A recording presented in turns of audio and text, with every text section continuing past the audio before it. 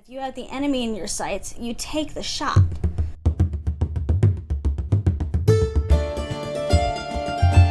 Recently, I was having a discussion with fellow readers and writers about what should a hero do when they finally have the villain in their power. And I thought this was a really interesting question because I've seen authors approach the situation in two totally different ways. The first way is basically kind of the superhero one rule, where the hero finally traps the villain, has them in their power, and decides not to kill them or to take any solid decisive action against them.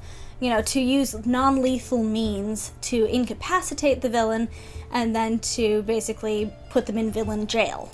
And I know a lot of people prefer this because it's not bloody, because it doesn't show the hero as being vindictive or vengeful.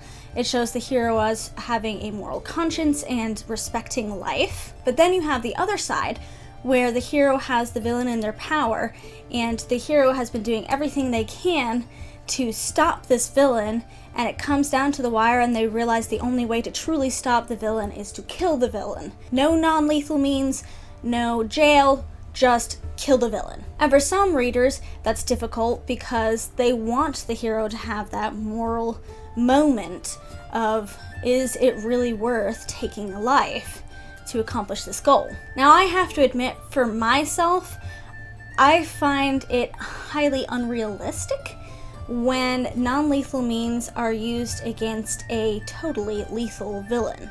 For one thing, half the time, the hero has been going through the story, killing all the henchmen and the minions and the evil underlings of the villain with nary a thought for conscience, but then suddenly they get to the big confrontation with the villain and they have this conscience attack and they don't take decisive action against the villain who started it all and who recruited all these evil underlings, which I really don't get, because the villain was the instigator.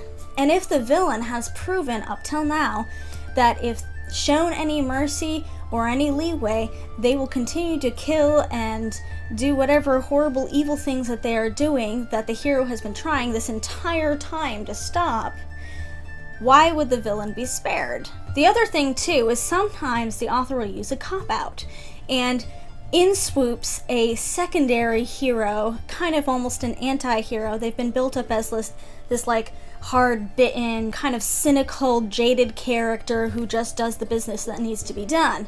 And when our hero, who's, you know, the paragon of virtue, steps back from the fight, this more hardened character steps in and finishes the job. I just find that such a cop-out, because the hero is the one who is supposed to be upholding virtue, and sometimes upholding virtue requires us to do really difficult things. And it feels like, to me, the hero is shifting responsibility onto somebody else to get their hands dirty, while the hero takes all the credit for being this big moral person. I have friends and family who are military, and in real life, if you have the enemy in your sights, you take the shot.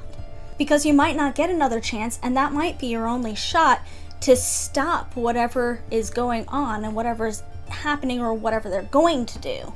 And I was talking about this with my dragon, and he had a really good point where he said that a lot of the time when there is a moral conflict and that moment of, oh my goodness, I have killed somebody or I'm going to kill somebody, it's with the first death. The first time the hero has to get his hands bloody.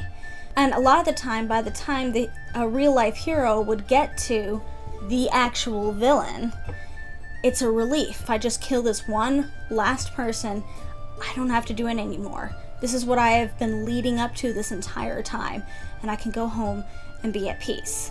Now, I'm not advocating that the hero have no conscience or no moral questions, and every situation has its own differences and contexts. Some situations, there really just makes no sense to kill. It would be gratuitous. And other situations, honestly, if you don't kill the bad guy, you're responsible for the evil that they do afterward with your mercy. If you're an author or a reader out there, let me know what you think about the use of violence, necessary or unnecessary, particularly when it comes to the hero's final climactic battle with the villain.